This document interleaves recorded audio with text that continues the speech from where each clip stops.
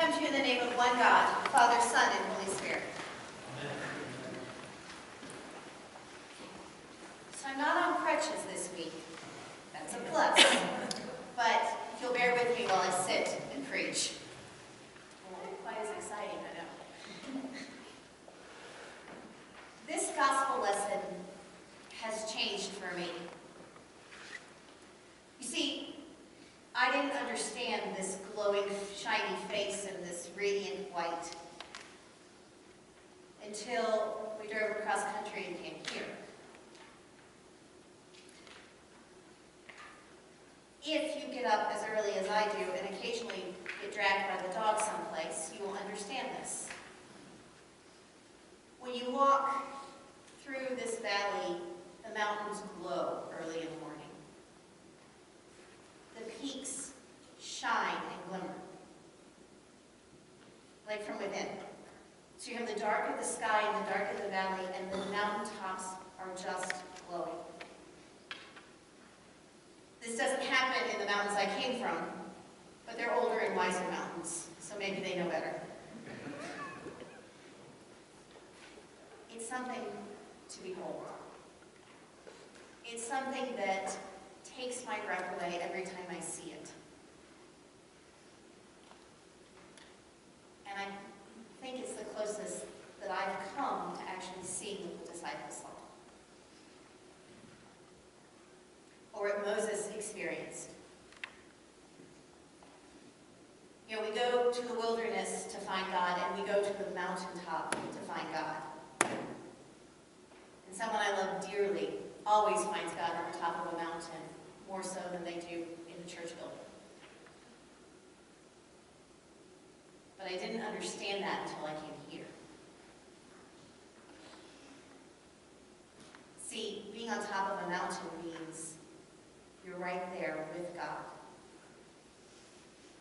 high above everything else, and you see all of God's creation laid out before you. And it's a place that you can stay forever. I mean, I know you all know this because many of you came here to be on top of the mountains. Some of you came here so you could fly down them. But you always have to start at the top. I haven't been on top of Vail Mountain yet, but I hear that when I go, I'm never going to want to come down, except to ski those back bowls. I think I'll wait till my foot's better. That's what I've learned here so far. And it explains why this church is called the Church of the Transfiguration to me, because we get to behold it in this area. But here's the problem with mountaintop experiences. You have to come off the mountain. I mean, we'd like to stay up there forever, but at some point we have to come down. At some point we have to go into the valley, which from far away looks spectacular and spotless, but when we get down into it, it's all about the shadows and the light. We all have these experiences. We all have these moments where everything is wonderful on top of the mountain. And then we come into the valley. Someone dies unexpectedly. Someone you love is hurting. Or you're in a darkness that you cannot get out of. And you think that you're all alone in this. The tricky thing about the valley is, on one side of the valley the snow melts. And just across the street, there's 18 inches. Because it doesn't get the sun. You're in a valley, you're either in the light or you're not in the light, you're in the shadows. And you have a darkness that can overtake you. This happens in our life all the time, right? I mean, it happens in my life all the time, where I have moments where everything is amazing, and then I don't get enough probably not as bad as I think that it is. But it also feels like I'm the only one experiencing that.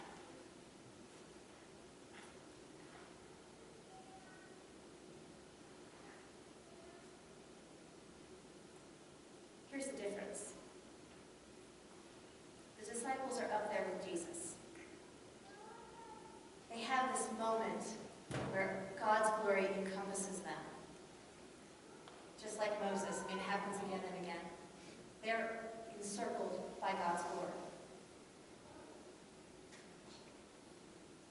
And they have to come down off that mountain. Moses and Elijah disappear, but guess who comes down off the mountain with them? Jesus. Jesus leaves that mountaintop and walks down with his disciples into the world that is full of shadow. They don't go alone.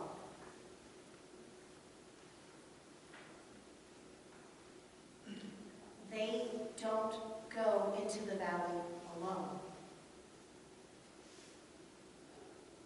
Jesus goes with them.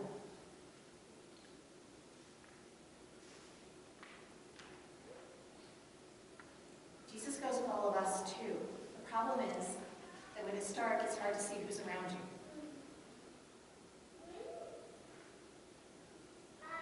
So, when we go and we move from Epiphany, this season of light where it's overpowering, we see how amazing Jesus is in every reading. And we move into this period of Lent because that's what this reading about the Transfiguration is about. It's about leaving the mountaintop and going into a period that is not a celebration. Because what Jesus does is he leaves the mountaintop and then he walks to Jerusalem where he is going to die, and he knows it. Let's talk about valley. Knowingly walking to your death.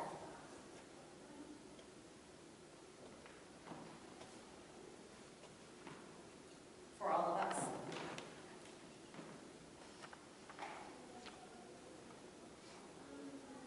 That's what happens here. And so, how is it that we often feel so alone when Jesus has already done it with us and has done it for us?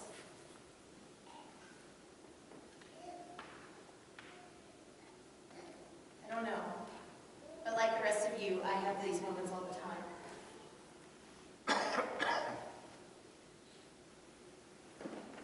So what we're going to do this Lent is spend some time developing a habit so that we can recognize that Jesus is with us even when it feels like we're completely alone.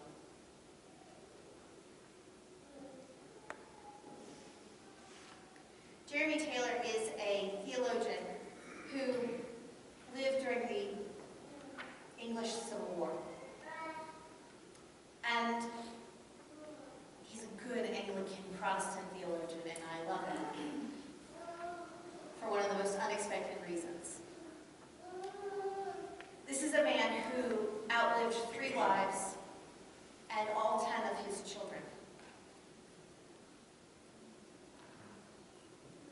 All 10 of them. Was persecuted and thrown in prison several times for being a Protestant. And yet, people flocked to hear him preach. And someone asked him, how can you do this with everything that has happened? And he says, sometimes I can't, but I still show up. And he did things out of habit, even when he felt like he was completely abandoned.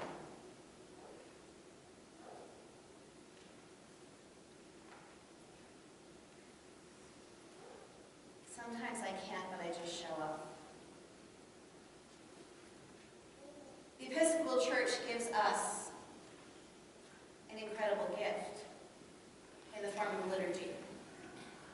And if you have a Book of Common Prayer at home, I encourage encourage you to open it up and take a look. Because when you have those moments where there is nothing that can be said and that you're completely abandoned,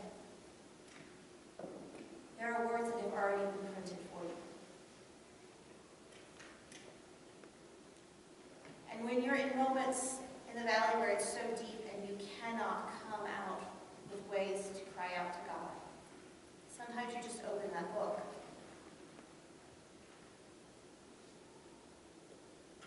I don't promise that the first time you'll feel God's presence, but if you keep opening that book, along with opening Scripture, at some point you'll recognize that Jesus is in the valley with you.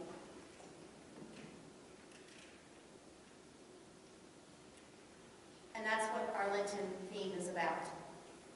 It's about crafting the rule of life, which means creating habits so that we can find Jesus when we can't see in the dark.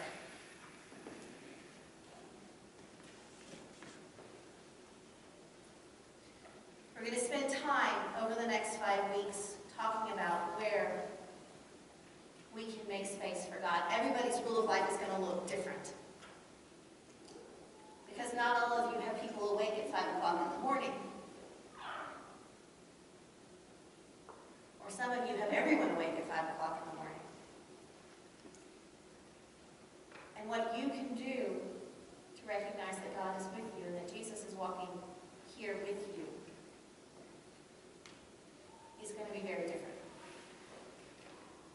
We're going to talk about Sabbath, about creating space and time for rest and rejuvenation so that we are not so tired that we think that we're all alone.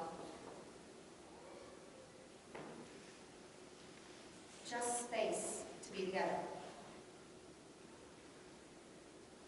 It's pretty hard in this world, I think, because it's hard to turn everything off. And for me, the hardest part to turn off is up here, not those electronics.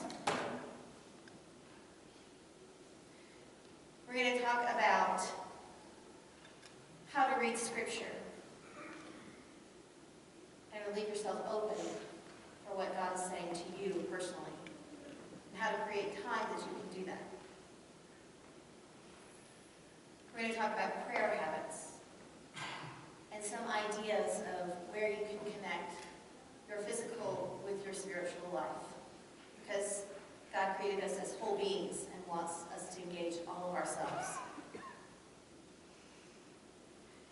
We're going to talk about walking with Jesus in the wilderness and in those valleys, and how it can be done here in this valley,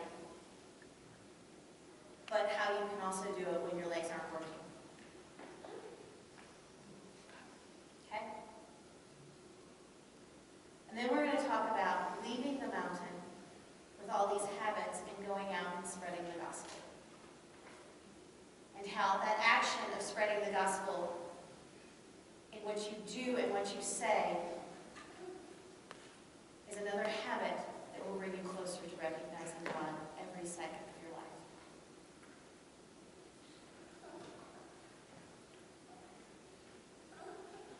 In this period, I hope that it gives us time where we can be transfigured. By our understanding of how our actions form who we are and our connection to God makes it so that we carry light with us even in the darkest of places.